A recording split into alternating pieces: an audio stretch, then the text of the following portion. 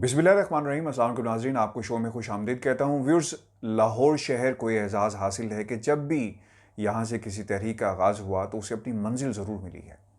चाहे अयूब खान का दौर हो, ज़ियाउल हक़ की आमरीत हो, या फिर बेनज़ीर भुट्टो की खुद साख्ता जलावतनी के बाद वतन वापसी हो, लाहौर शहर का उन्होंने इंतखाब किया, लाहौर ने उन्हें वेलकम किया।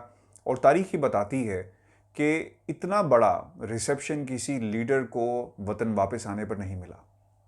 और पाकिस्तान के बनने की तारीख़ भी लाहौर से ही इसका आगाज़ हुआ, जब ये फ़ैसला कर लिया गया कि अब हमें अपना एक अलग वतन चाहिए। तो इस तहरीक का आगाज़ भी लाहौर शहर से ही हुआ और आखिरकार पाकिस्तान मार्ज़ वजूद में आया। व्यूअर्स, ये तारीख़ है, ये हालात हैं। जब तहरीकें चलती हैं तो उन्हें उनके साक व सबाक को भी समझना बहुत ही ज़रूरी है। मुस्लिम लीग नून की तरफ से जलसे किए जा रहे हैं और कहा जा रहा है कि लाहौर का मार्का आखिरी मार्का होगा, लाहौर का जलसा आखिरी जलसा होगा। लाहौरियों ने फ़ैसला कर दिया और लाहौरी अपना फ़ैसला करने जा रहे हैं कि इस हुकूमत को अब घर भेजना है। व्यूअर्स, नवाज शरीफ साहब जब पाकिस्तान वापस आए तो कहा जा रहा था कि शायद एक अवाम का समंदर उन्हें रिसीव करेगा, लेकिन अवाम का समंदर तो हमें नज़र नहीं आया। और लाहौर की माल रोड गवाह है कि कितने आदमी थे।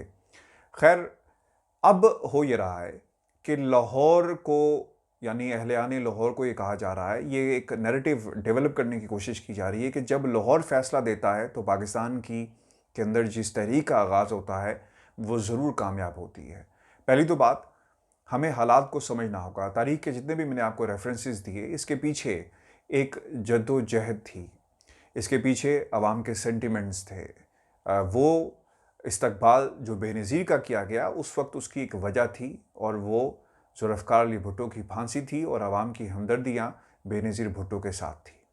जब नवाज शरीफ पाकिस्तान आए तो ये हमदर्दियाँ नवाज शरीफ के साथ नहीं थी, चूँकि आपको याद होगा कि अदालत ने क्या फ़ैसला सुनाया नवाज शरीफ के हवाले से। आवाम को सड़कों पर लाने के लिए किसी दलील की ज़रूरत होती है, कोई नारा आवाम को देना पड़ता है। वो क्यों सड़कों पर आएँ, वो क्यों आपके लिए नारा लगाएं, कि वो क्यों भूखे प्यासे चलकर सड़कों के ऊपर हुकूमत के ख़िलाफ़ नारेबाजी करें और पुलिस के डंडे खाएं। उन्हें एक नारे की ज़रूरत है।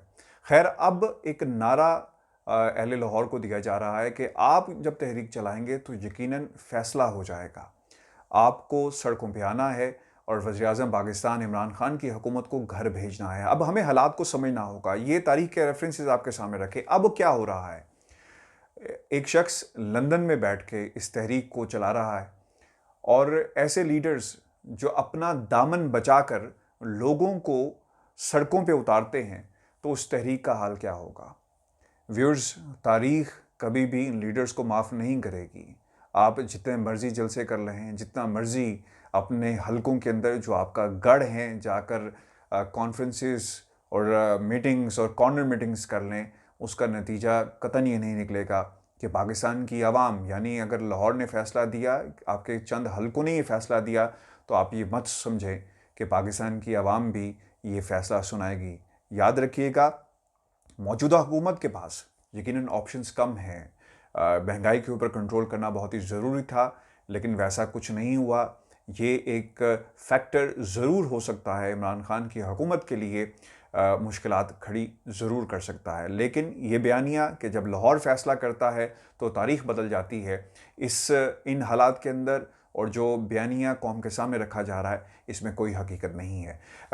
व्यूअर्स, पाकिस्तान हुकूमत के लिए, पंजाब हुकूमत के लिए, पुलिस के लिए, ब्यूरोक्रेसी के लिए यकीनन ये इम्तिहान है, और इस वक्त कन्फ्रंटेशन पैदा करने की कोशिश की जा रही है पाकिस्तान डेमोक्रेटिक मूवमेंट के प्लेटफॉर्म से। नून लीग ये कोशिश कर रही है कि कहीं पे लड़ाई झगड़ा हो, गिरफ्तारियां हो, और कहीं पे डंडे चलें, ताकि उसे ईंधन के तौर पे इस्तेमाल किया जा सके। व्यूअर्स, लाहौर की अहमियत इसलिए भी है, आपको याद होगा वज़ीर-ए-आज़म पाकिस्तान इमरान खान ने जब 2011 में ग़ालिबन जब जलसा किया मीनार पाकिस्तान का, तो पहली दफ़ा ऐसा हुआ कि वज़ीर-ए-आज़म इमरान खान को पाकिस्तान के सियासी हलकों ने संजीदगी से लिया, और फिर देखते देखते जो अगले सालों की जो स्ट्रगल थी वो पूरी कौम के सामने है कि इमरान खान का जो बयानिया था, जो इमरान खान की स्ट्रगल थी, उसे पूरी कौम ने तस्लीम किया।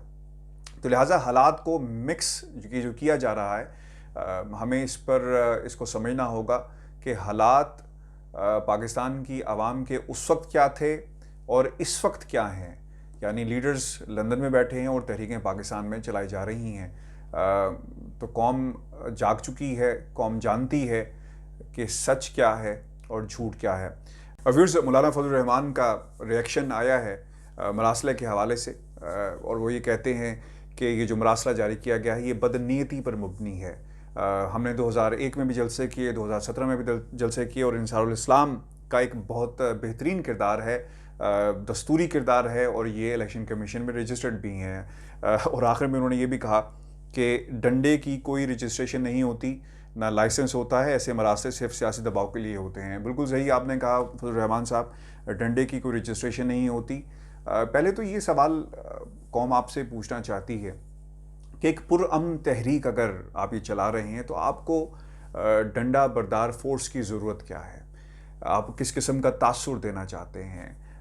اگر خدا نخواستہ کہیں پر بھی کنفرنٹیشن ہوتی ہے اور کوئی شخص اپنی جان سے ہاتھ دھو بیٹھتا ہے تو یقیناً پھر اسے ایندھن کے طور پہ تحریک میں استعمال کیا جائے گا کہ ہمارے شہیدوں کو، ہمارے رضاکاروں کو شہید کیا گیا.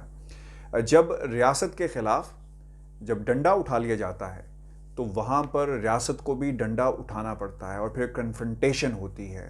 تو اس وقت جو ہم بار بار آپ کے سامنے یہ بات کر رہے ہیں کہ پاکستان ڈیموکریٹک موومنٹ چاہتی ہے کہ کسی قسم کی کنفرنٹیشن ہو. موب کو کنٹرول کرنا امپاسبل ہو جاتا ہے، اور بعض دفعہ ایسا بھی ویورز ہوتا ہے کہ شر پسند عناصر جب موب کے اندر گھس جائیں تو کچھ بھی ہو سکتا ہے. تو ویورز، اس وقت اسلام آباد سے باقاعدہ سے مانیٹر کیا جا رہا ہے اس جلسے کی تیاریوں کو، اور حکومت وقت کو کسی قسم کے رسپانس دینے سے پہلے بارہا سوچنا چاہیے، کیونکہ اگر کسی قسم کا رسپانس دیا گیا تو یقیناً حالات مشکل ہو سکتے ہیں، چونکہ پی ڈی ایم یہی چاہتی ہے.